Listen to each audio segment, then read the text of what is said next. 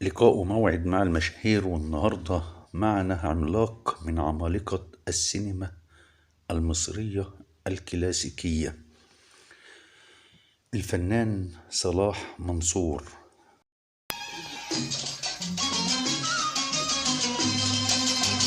قولي لي يا بيه، لو يعني مثلا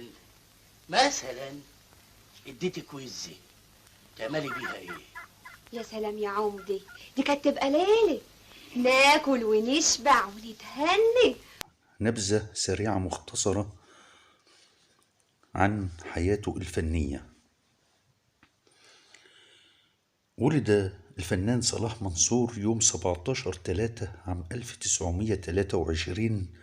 ولد في شبين القناطر، وتخرج من معهد التمثيل عام 1947. وادي عوضين الشاي حنية. ايوه يا عم، انت عارف ابوك مات مديون بكام يا ولا؟ وانا ايش عرفني يا عم؟ ولكن بدأ حياته الفنية على المسرح المدرسي عام 1938، وأثناء دراسته عمل محررا في مجلة روز اليوسف عام 1940.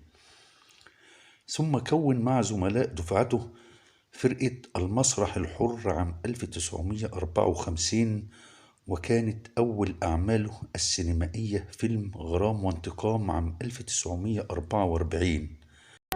في داهية الحمار ده عوض يا حاج. حد عارف الفرق بين الحمار والبني ادم عندهم ايه؟ ربنا عالظالم. ايوه بس ربنا قال ما نسكتش على الظلم. ليشارك بعدها في العديد من الأعمال الفنية والسينمائية والتلفزيونية والمسرحية والإذاعية، وكان من أبرز أعماله كما رأينا جميعا فيلم الزوجة الثانية مع سعاد حسني، سندريلا الشاشة. العدة 3 أشهر قمرية. بسيطة، انت جيت في جمل. ال3 اشهر فاتوا وعدوا. الدفاتر بتاعتنا والتواريخ في ايدينا، حد هيحاسبنا؟ لا اقعد يا راجل اقعد. اقعد يا شيخ عطوة، اقعد. الله، وأطيعوا الله وأطيعوا الرسول وأولي الأمر منكم. اقعد. يجوز. وتم تصنيف 9 أفلام له ضمن قائمة أفضل 100 فيلم في السينما المصرية، وهم فيلم غرام وانتقام عام 1944، وأمير الانتقام عام 1950، وفيلم بداية ونهاية عام 1960، وفيلم اللص والكلاب عام 62، وفيلم المستحيل عام 65، وفيلم الزوجة الثانية عام 67، وفيلم البوسطجي عام 68، وفيلم قنديل أم هاشم عام 1968، وفيلم العصفور عام 1974. حصل على جائزة أحسن ممثل مصري إذاعي في مسابقة إذاعة صوت العرب عام 1945.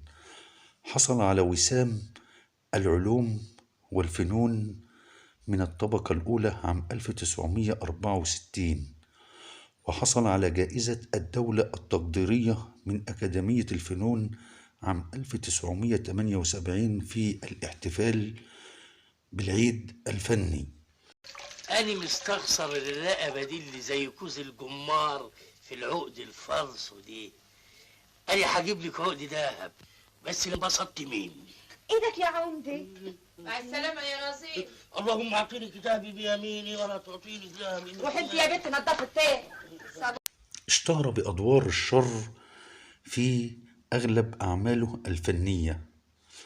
رحل عن عالمنا يوم 19/1 عام 1979، تاركا خلفه بصمة جميلة في تاريخ السينما المصرية. رحم الله الفنان صلاح منصور.